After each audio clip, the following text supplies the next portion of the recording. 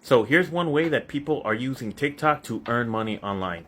So if I come over to TikTok and I type in Amazon Finds, I'm going to see all types of different videos from people reviewing products that you can buy on Amazon. So if I click on this video right here, it's a 20-second video about an ice cream scoop that you can purchase. This video has 13 million views. So if I click on this person's profile, they have a bunch of videos reviewing different products that you can purchase on Amazon.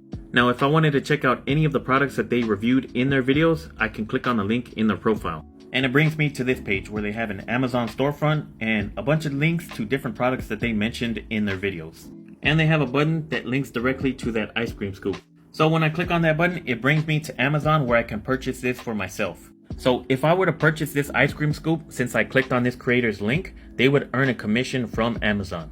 So this is a simple method that a lot of people are using to earn online. You don't have to be a computer genius or any type of guru in order to start earning with this method.